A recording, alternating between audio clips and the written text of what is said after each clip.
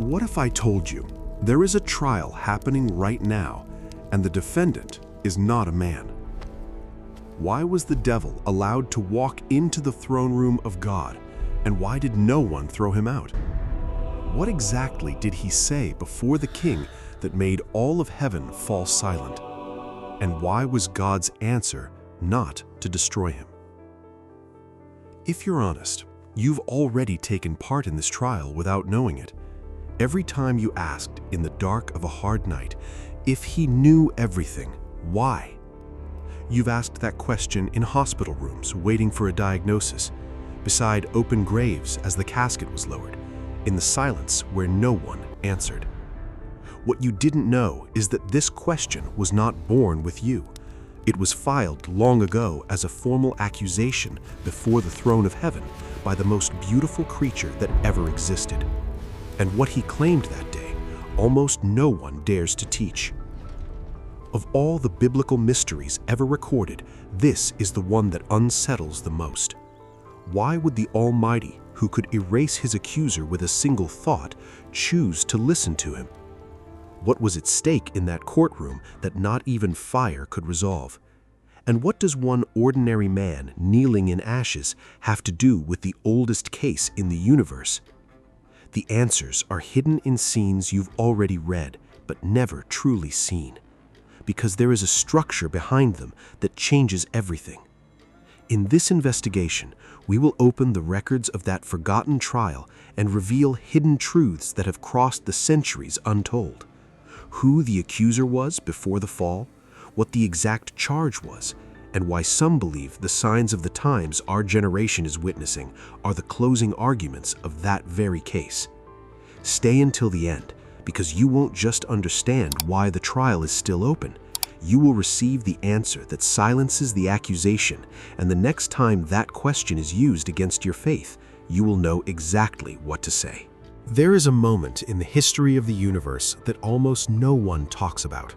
Not the creation of light, not the fall of man, something earlier, something quieter.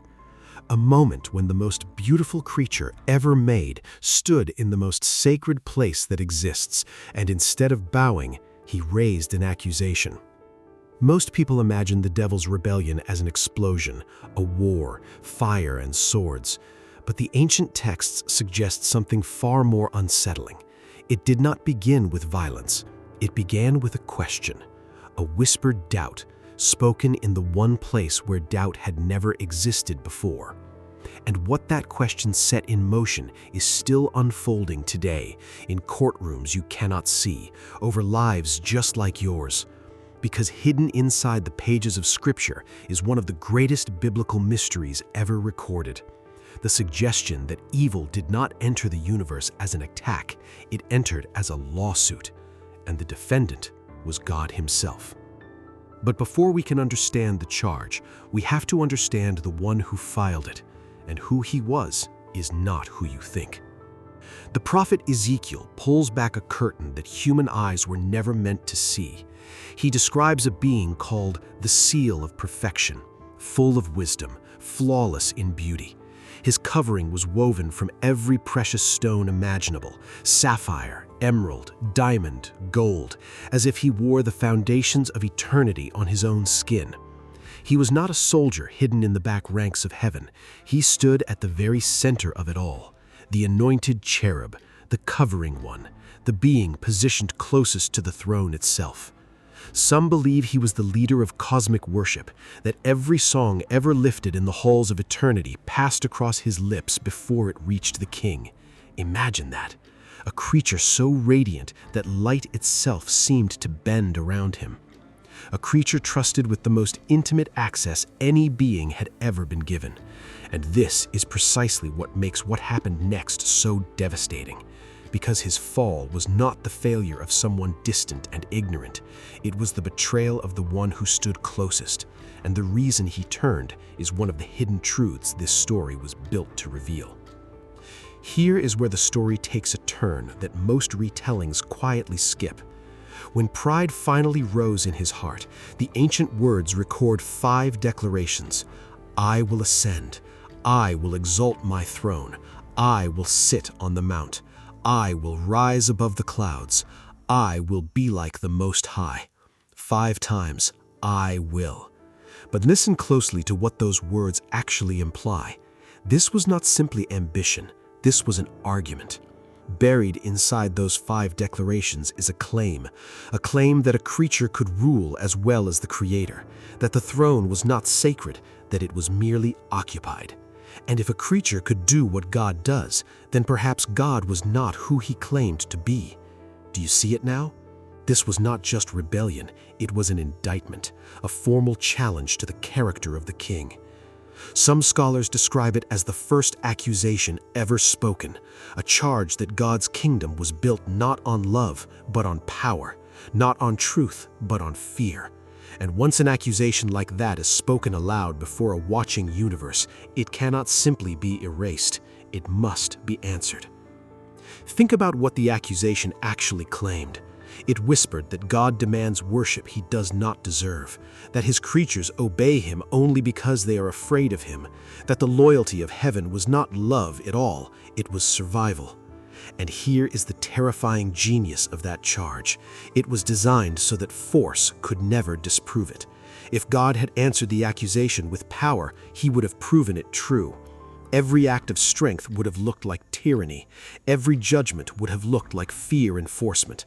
The accuser had built a trap out of words, a trap where the only losing move for God was to fight. This is a detail rarely discussed in modern teaching, and yet it may be the key that unlocks the entire story of evil, because it explains something that has haunted believers for thousands of years. It explains the question whispered in hospital rooms, the question screamed at gravesides, the question you may have asked in the silence of your own long night. If God is all-powerful, why doesn't he just end it? The answer begins here, in the trap, and what God chose to do instead changed the destiny of the universe. Now place yourself among the watching angels in that moment. You have just heard the unthinkable. The brightest among you, the worship leader of eternity, has accused the king of being a fraud. The entire assembly holds its breath, every eye turns to the throne, and every mind is asking the same silent question: what will he do? One word could end it. One flash of power could erase the accuser from existence before the echo of his words faded. And if you were honest, that is what you would expect. That is what any earthly king would do: silence the traitor, make an example of him. But heaven watched, and the throne did not strike. Some believe this was the single most important decision ever made, more pivotal than creation itself, because in that suspended moment, God revealed something about his nature that no display of power ever could. He would not silence the accusation. He would answer it, not with fire, with evidence. And in doing so, he opened something that had never existed before in all of eternity: a trial. A trial whose verdict would acquire witnesses, and the witnesses he had in mind had not even been created yet. But why? Why would the Almighty submit himself to a process? Why would infinite power agree to be questioned? To understand this, consider what the alternative would have produced. Imagine the accuser destroyed in an instant. Imagine the silence that follows. Now imagine the mind of every remaining angel. From that day forward, would their worship be love, or would it be fear of becoming the next one erased for asking the wrong question? The accusation would have died, and yet somehow become immortal, proven true by its own punishment. This is the divine dilemma almost no one teaches. God could not lose the argument by winning the fight. And so he did something that staggers human logic. He gave the accuser time, territory, a hearing. He allowed the philosophy of rebellion, the idea that creatures can thrive apart from their creator, to be tested in open court before the eyes of the entire universe. It was the greatest risk ever taken, and it raises the question that will haunt the rest of this story. If the universe became a courtroom, then where exactly is the witness stand? The answer is closer than you think. You are standing on it. Because according to this ancient framework, the courtroom was never located in some distant corner of the cosmos. The ancient texts point somewhere else, somewhere small, somewhere fragile, a blue planet spinning in the dark. Earth. The stage where the great accusation would be tested, the place where two philosophies, trust in the Creator versus independence from Him, would each be allowed to bear their full fruit in plain view. Some believe this is why human history reads the way it does, why the story of our world is written in both unbearable sorrow and inexplicable love, why every generation seems caught between darkness and light, as if something larger were being decided through us. And perhaps it is. Perhaps every life is a deposition, every choice an exhibit, every act of faith held in the middle of suffering, a testimony entered into a record we cannot see. If that is true, then your story is not background noise in the universe, it is evidence. But before we go there, we must witness something extraordinary, a scene recorded in one of the oldest books ever written, where the courtroom doors swing open and the accuser himself walks in. The book of Job may be the oldest book in the entire Bible, older than Genesis in its writing, some scholars say. And hidden in its opening lines is one of the most shocking scenes in all of Scripture, a scene most readers rush past without realizing what they are seeing. There is a day, the text says, when the sons of God present themselves before the Lord.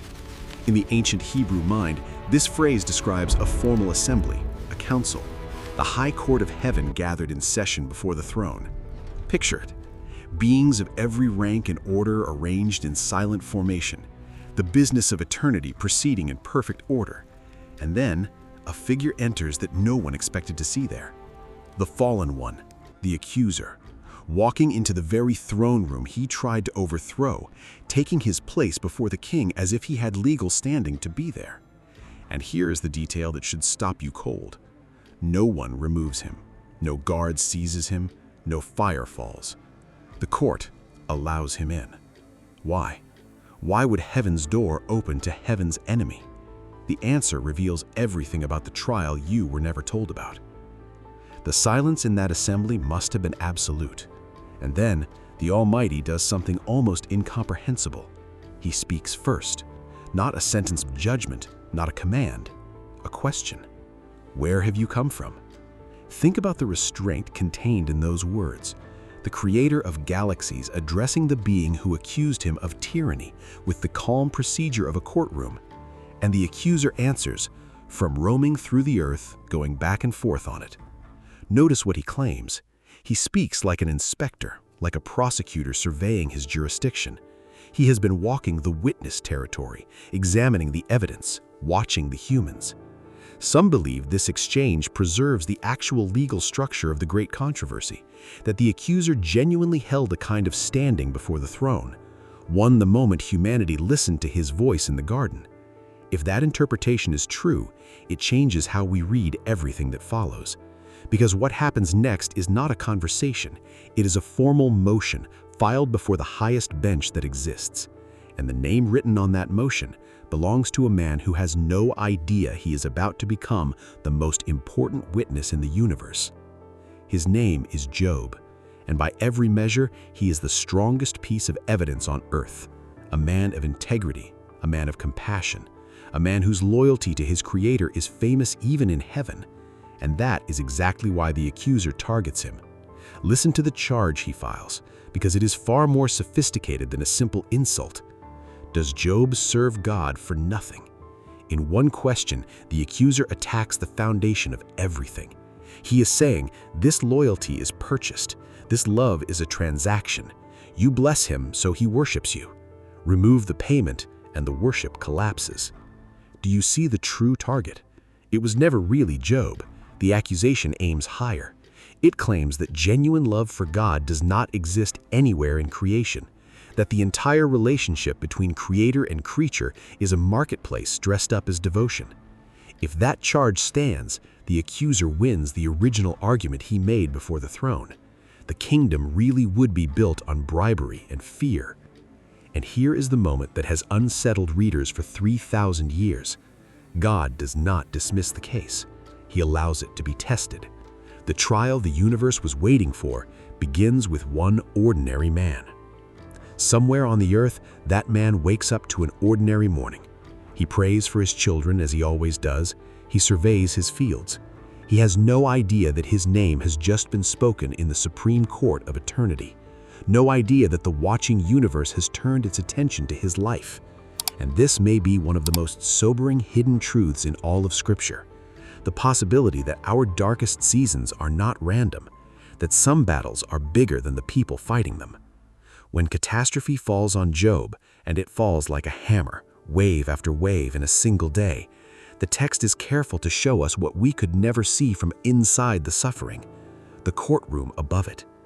Job loses his wealth, his servants, his children, everything but his breath, and the entire assembly of heaven leans forward, waiting for the only evidence that matters now, his response. Will the accusation be proven? Will the man curse the God who allowed this? What Job says next, kneeling in the ashes of his entire life, may be the single most important sentence a human being has ever spoken. And we will come to it. But first, you need to see what was truly at stake. Because if Job breaks, the accuser's case is complete. Think it through. The best man on earth, the strongest witness for the defense, abandoning God the moment the blessings stop. It would be entered into the eternal record as proof. Love for the Creator is a lie. Every act of worship in the universe would fall under suspicion. The original accusation, spoken before the fall, would stand vindicated before every watching being. This is why some believe the book of Job was preserved as the opening chapter of the whole human story, because it exposes the legal architecture behind our suffering. It suggests that pain is not always punishment, that silence from heaven is not always absence, that there are moments when a human being, holding on to trust with bleeding hands, is accomplishing something in the unseen realm that no army of angels ever could. What if the question is not only why is this happening to me, but what is my response proving, and to whom? Hold that question, because the answer Job gives in the ashes is about to shake the courtroom of eternity. And then it comes. Stripped of everything, kneeling in ruin, Job opens his mouth, and instead of a curse, the assembly of heaven hears worship. The Lord gave, and the Lord has taken away. Blessed be the name of the Lord. Let those words land. This is not the worship of a man being paid. There is no payment left. This is not loyalty purchased with blessing. Every blessing is gone. This is the one thing the accuser claimed could not exist anywhere in creation. Love with no transaction underneath it. Faith with nothing to gain. In a single sentence, an ordinary man of dust does what no argument, no display of power, no act of force could ever do. He enters evidence into the record. Real evidence, the kind that cannot be dismissed. Some believe the entire watching universe understood in that moment that the accusation had been wounded, not defeated yet, but wounded, by the testimony of one suffering human being who refused to let go. And if one broken man in ashes could do that, imagine what the full record of human history contains. Imagine what your own record contains. Before we open the next chapter of this trial, the part where the evidence turns cosmic, I need to know something. This channel exists to walk through the biblical mysteries that rarely get told, and stories like this take time to research and build. So if you are still here, do two things.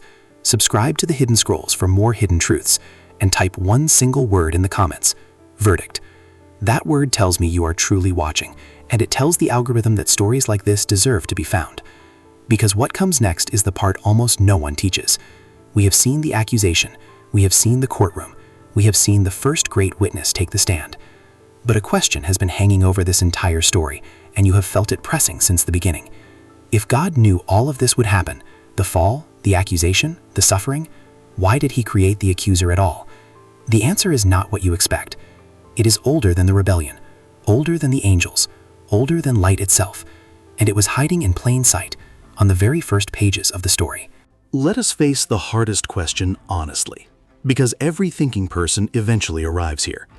If God saw the end from the beginning, if you knew the brightest angel would fall, knew the garden would break, knew the graves would fill, then didn't he cause it all by creating anyway? It feels airtight. But it rests on a confusion between two things that look identical from a distance and are infinitely different up close: knowing and causing. Picture yourself watching a recording of a football game you have already seen. You know every play. You know exactly which pass will be dropped in the final minute. You could announce it before it happens. Now answer this. Did your knowledge drop that pass? Did your awareness force the player's hands to fail? Of course not. Seeing an outcome and authoring an outcome are not the same act. They never have been. A doctor who foresees that a patient will refuse treatment has not caused the refusal. The prediction is not the push. Some believe this single distinction, foreknowledge versus causation, dissolves half the accusations ever raised against heaven. But it only opens the door. The deeper answer lies behind it. Because the next question is sharper. Even if knowing is not causing, why create a being capable of falling at all? Why install a will that could turn? Why not build creatures who could only obey? And here we touch one of the most profound hidden truths in this entire story. A will restricted to one outcome is not a will. It is programming. A choice with a single option is not a choice. It is a track. Imagine a machine engineered to say, "I love you" on command. Has it loved anyone? Or has it merely performed the sounds of love?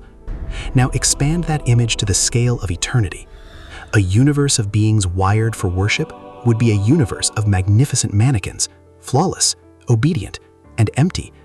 And the ancient texts insist that the Creator wanted something else entirely. Not servants who could not leave, a family that chose to stay. But real choice carries a real price.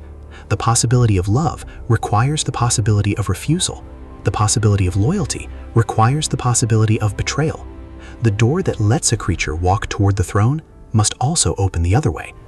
Freedom was never the flaw in creation. Freedom was the point, and the risk was the cost of a relationship. Still, the objection rises, and it deserves an answer. Millions of angels had that same freedom and never fell. Michael did not rebel. Gabriel did not rebel. The countless hosts of heaven held their ground. So was the fall really necessary? Notice something rarely discussed. The loyalty of the faithful angels today is not the same loyalty they had before the rebellion. Before, their faithfulness was innocent, untested, unproven, loyal in a universe where betrayal had never been seen. But now they have watched the alternative unfold in real time. They have seen where the philosophy of self above creator actually leads. They have watched pride mature into ruin, watched independence bear its true fruit across thousands of years of evidence. Their loyalty is no longer naive. It is informed, eyes wide open, tested and sealed.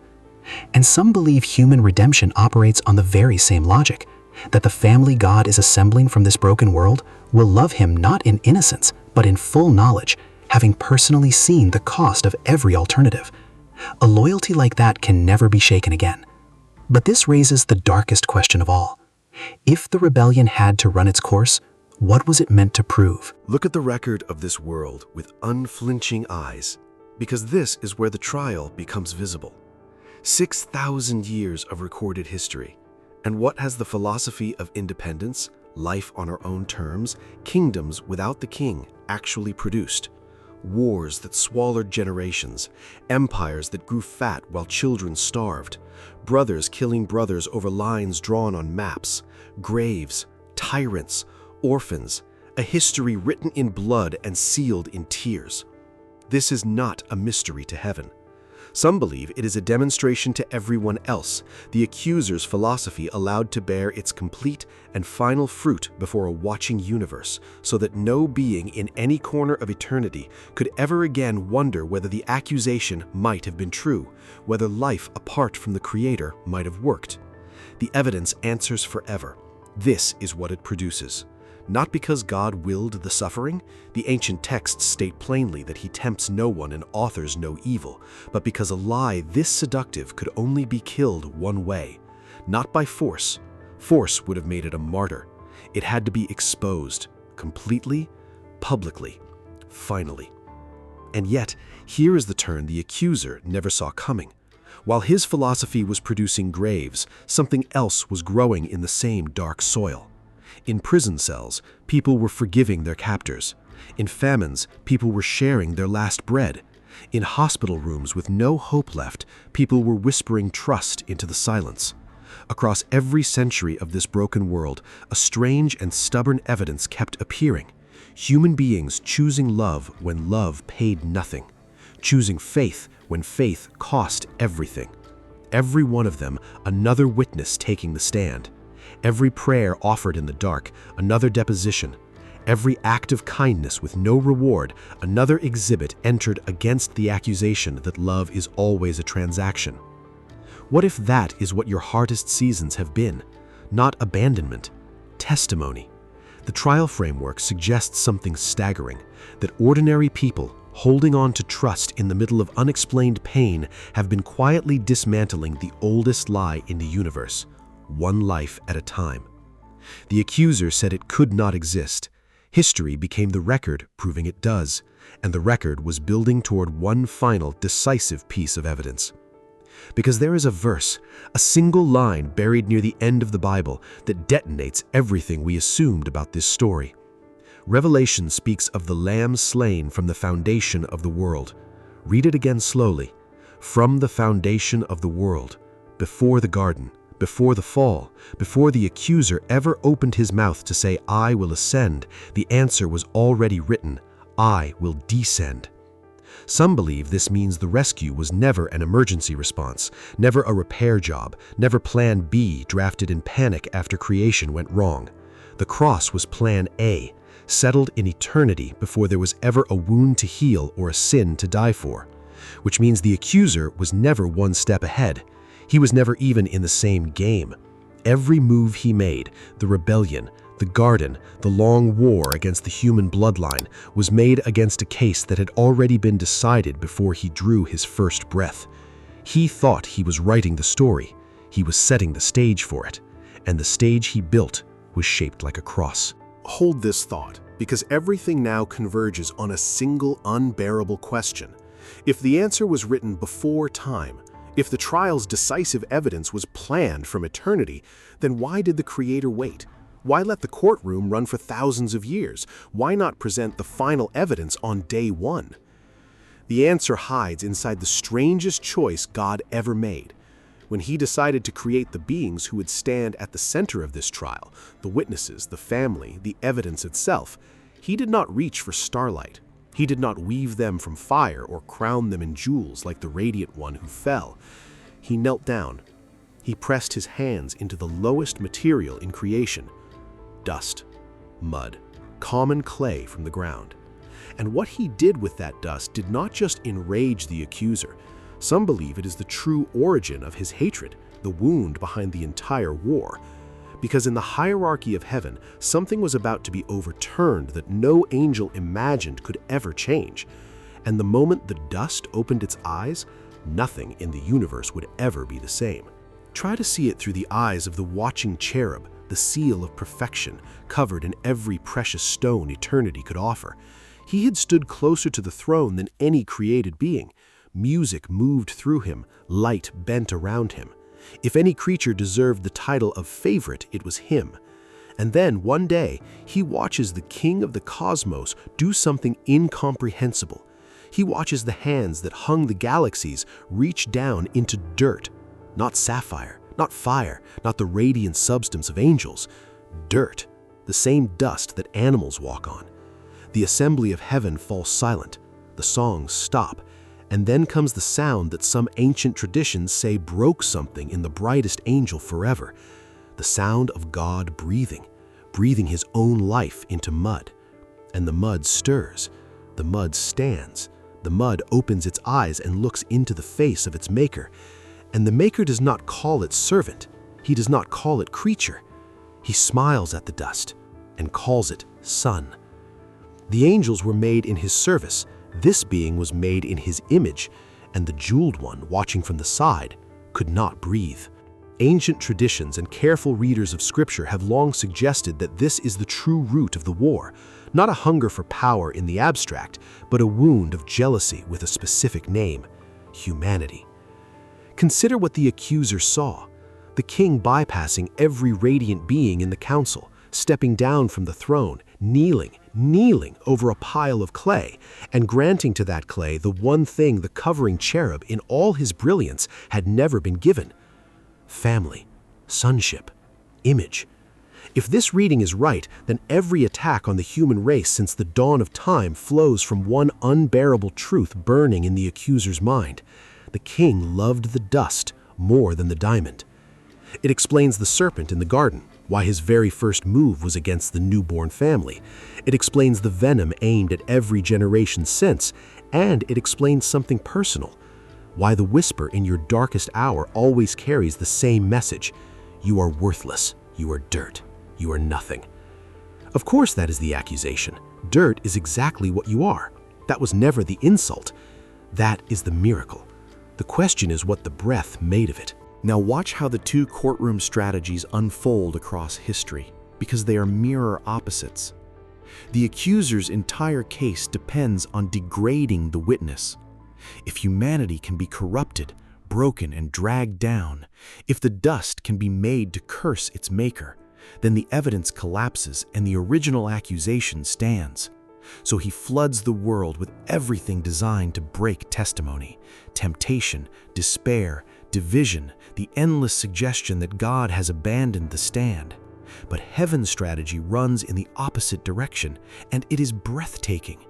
Instead of protecting the witnesses from every hardship, the record shows something stranger: witnesses being forged by hardship, innocence turning into loyalty, faith moving from theory to scar tissue. Some believe this is the hidden logic behind the mystery that haunts every believer: why a good God allows his own people to walk through fire. Because the family being assembled for eternity is not meant to be innocent. Innocence was Eden, and Eden was a doorway, not a destination. The family is meant to be unshakable, people who saw the very worst the universe could offer and chose him anyway. That kind of loyalty cannot be created, it can only be forged. And then comes the moment the entire trial was built around, the evidence written before the foundation of the world finally entering history. The author steps into his own story. The king becomes the dust he created, and the accuser, blind with an ancient hatred, makes the greatest miscalculation in the history of existence. He arranges the death of God's son. Picture the courtroom logic of that dark afternoon. The accuser believes he is destroying the final witness. In reality, he is presenting the defense's closing evidence with his own hands. Because at the cross, the two philosophies stood side by side in full view of the watching universe and revealed themselves completely. The accuser's kingdom in its purest form: torture the innocent, mock the merciful, kill what you cannot control. And the Creator's heart in its purest form: forgive the executioners, love the betrayers, bleed for the accusers. Father, forgive them. Some believe that in those three words spoken through blood, the original accusation that God's kingdom runs on fear and force died in open court. No being watching could ever believe it again. The king they saw was not a tyrant demanding worship. He was a father dying for dust. Which brings us to the reversal that should leave you speechless, the final ruling written into the record. The Apostle Paul asks a question so enormous that most readers skim past it as if it were a figure of speech. Do you not know that we will judge angels? Stop. Read it again. The dust will judge angels. And the writer of Hebrews adds the second half of the ruling. The angels are ministering spirits sent to serve those who will inherit salvation. Put the two together and the hierarchy of eternity locks into place, permanently and upside down from everything the accuser believed. The radiant beings of fire serving the redeemed children of clay. The fallen worship leader watching the very race he tried to exterminate walk past him as heirs of the kingdom. The mud he despised seated on the bench. This is not poetry. Some believe it is the formal outcome of the trial. The accuser sentenced not merely to defeat, but to the specific defeat he feared most: eternity spent watching the dust be crowned. He wanted to rise above the stars of God. Instead, the ones he called worthless will rise above him. But if the verdict is already certain, if the decisive evidence was presented 2,000 years ago, then why is the accuser still active? Why does evil still walk this world? Why do the hospital rooms still fill and the graves still open? This may be the most important question in the entire story, and the framework of the trial gives a sobering answer. Because the case is not yet closed. The final evidence is still being entered. Every generation is still part of the record. The ancient texts describe a coming day, a great white throne, books opened, every accusation answered, and the accuser of the brethren silenced forever, permanently without appeal. Until that day, the courtroom remains in session, which means something staggering about the time you are living in right now. The signs of the times that so many sense in our generation, the acceleration, the shaking, the feeling that history is building towards something, may be exactly what they appear to be, the closing arguments of the oldest trial in existence. And if the court is still in session, then the witness stand is still open, and someone is standing on it today. You are. Because here is what this entire hidden story means for the person watching this right now, perhaps in a season of loss or doubt or pain that no one around you fully understands. If this framework is true, then your suffering has never been meaningless and your faith has never been invisible. Every time you chose trust when trust made no earthly sense, that was testimony. Every time you held on in the dark with no evidence of dawn, that was evidence. Every whispered "I still believe" from the ashes of a broken season joined the same eternal record as Job's cry, entered before the same watching court, wounding the same ancient accusation. The accuser's entire case has always rested on one claim, that no one would love God for nothing.